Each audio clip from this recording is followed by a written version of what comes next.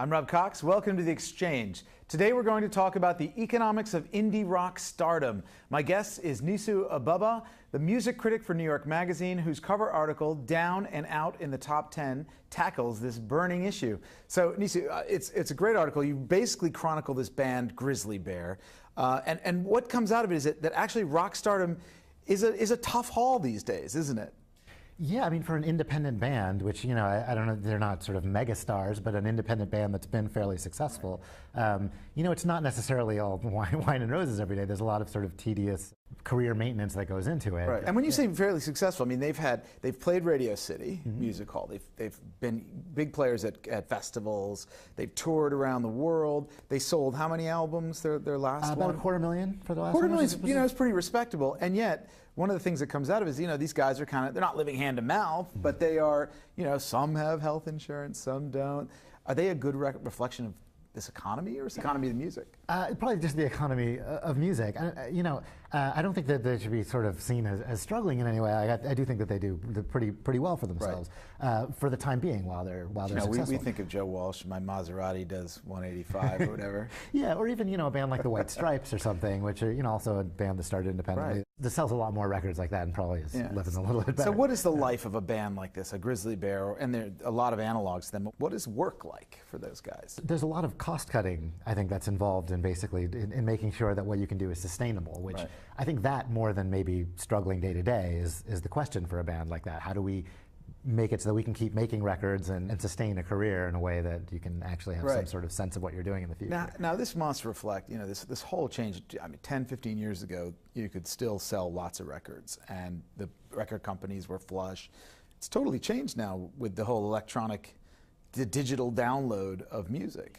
Yeah, I mean, sales have dropped. I mean, I think that's sort of widely acknowledged. And then also the way I think that people look at music has changed, because now we have this ability to follow just huge amounts of music without putting money into it. So what, like Spotify or things like that? Yeah, exactly. Those guys don't get paid for that, really, do they? Spotify streaming services don't bring in much money for them. It's sort of like radio play where you get this tiny sort of thing. A little royalty, $1 here, or cent here, cent there. What about touring, though, of course? I mean, there is one good side of this, I suppose, as a rock critic you can appreciate, which is that means bands have to go out and play. Yeah, it's sort of like where they were before this brief period of human history where you could sell records and expect to get a lot of money. Or like the 70s or something, right? Yeah, like now you're a musician, you perform for a living like musicians have since time immemorial. Right, so you better perform well. I mean, as you and I were talking about in the green room before, I saw Jack White the other night at Radio City. He played 45 minutes, and people were pissed. You know, the crowd rioted. But you have to be a performer now, don't you? Yeah, people have pretty high expectations when they sort of shell out some money and go out to see it. But, you know, that's sort of the main income for, you know, especially bands who aren't as successful as Grizzly Bear, who've had some pop and crossover success. And, you know, it's day-to-day touring. And if you tour, I mean, how much? You must have a lot of mouths to feed on these.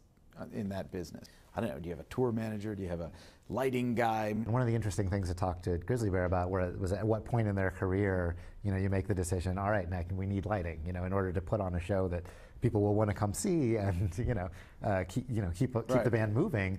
Like, you have to slowly add these things in order to play larger venues and, you know, be attractive. And that means, this is going back to the cost cutting, you can't stay at the Four Seasons, you got to stay at the Motel 6. Yeah, I mean, there might be this idea among some people anyway that, like, your band sort of has achieved some success. You have a single that's around, and now it's like, well, we get all of these things. And really for them, it's like working out day to day. Like, I think at this point we need to put the extra investment into this aspect of the tour. Which, you know, the first time you add it, that might be you lose money that tour, because that's the first time you got a bus instead of a van, you know. And, there's a lot of management of that from stuff. The van to the bus. For these guys, like, what's the future look like? How do they develop as a band? How do they go from middle class to, I don't know, upper middle class rock stars? I mean, that was probably the most interesting thing to talk to them about, because, you know, they make music like an independent band, and there's 4 members who all have, I think, fairly different tastes and opinions about what they want to do. So I don't think they really have a lot of ability to plan out, like, we're going to, you know, write a pop single and that'll help us get radio play or anything like that. So I think it's a lot of making the best music they can make and sort of not knowing what happens. Maybe the next album comes out, and the first time I spoke to them was before their newest album, Shields, came out a couple weeks ago, and they were saying, "Well, this could be the album nobody cares." How's it done? I haven't checked the charts, but it's probably done pretty well, right? Yeah, I think it debuted at number 7, so it had pretty good first week sales. It's not Lady Gaga, but it's it's in there. It's kind of a good lesson for anyone who's thinking about rock and roll. Basically, if you want to be an indie rock band, you're going to have to learn to basically be a performer, get out there, work your butt off. But at the same time, I suppose one thing that comes out of it is you have more control, don't you, than in the old days? Exactly. Yeah, that's sort of the great part of this, right? That you're seeing this band that's doing this well. It's essentially a success story, not a down and out kind of thing. That they're able to make this music sort of the way that they want to. They're not sort of indebted to like making the money back that was spent by a major label to promote their album or anything like that. Right. They're control their own destiny, even if that means they can't drive the Maserati